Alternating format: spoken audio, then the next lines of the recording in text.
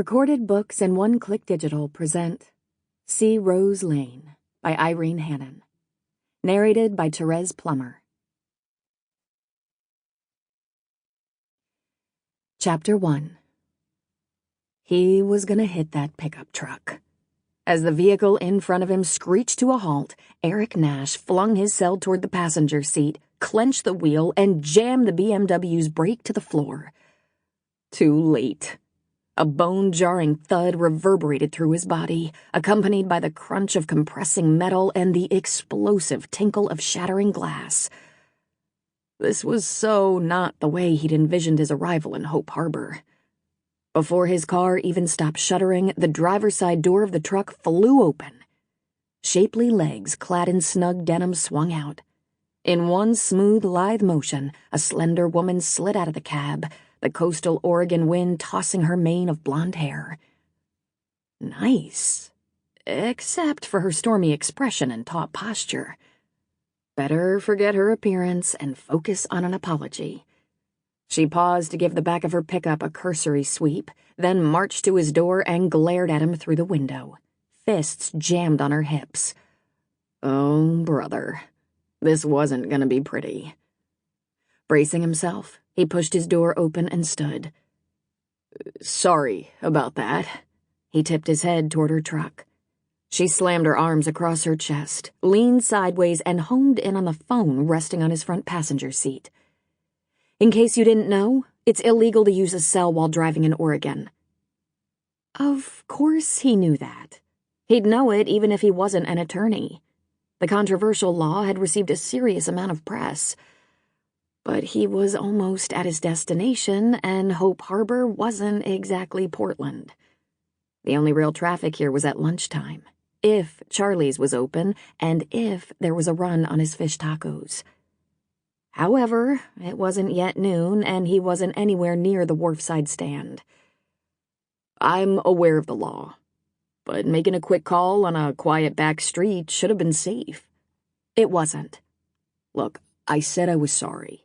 My insurance will cover any damage. Her eyes narrowed. Money doesn't fix every problem. Sheesh.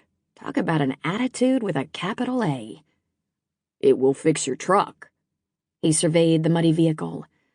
Not that it'll be easy to tell what damage I caused versus what might already be under the dirt. If she could be nasty, so could he. She bristled, and tiny pieces of something drifted out of her hair. Squinting, he shaded his eyes against the late morning sun high in the sky on this early July day. Was that sawdust? It rains a lot here, okay? I have better uses for my time than washing a vehicle that will be muddy again tomorrow. And not that it's any of your business, but I prefer to spend my money on more important things than a hunk of metal. Obviously. He gave the truck another dubious once-over. With that pithy retort, she stalked back to the front of his car. He trailed after her. Why did you stop so suddenly anyway? A dog ran in front of me. I didn't see a dog.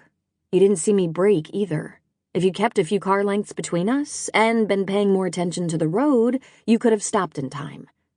She bent to inspect her truck again. Lucky for me, this baby's sturdy. I don't see any serious damage. She shifted her attention to his car. Your wheels, however, are gonna need some work. For the first time, he gave the BMW his full attention. The left front fender was crinkled, the broken glass from the headlight glinting on the pavement. Great.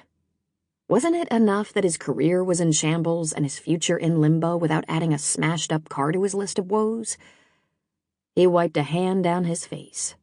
Some homecoming this was turning out to be.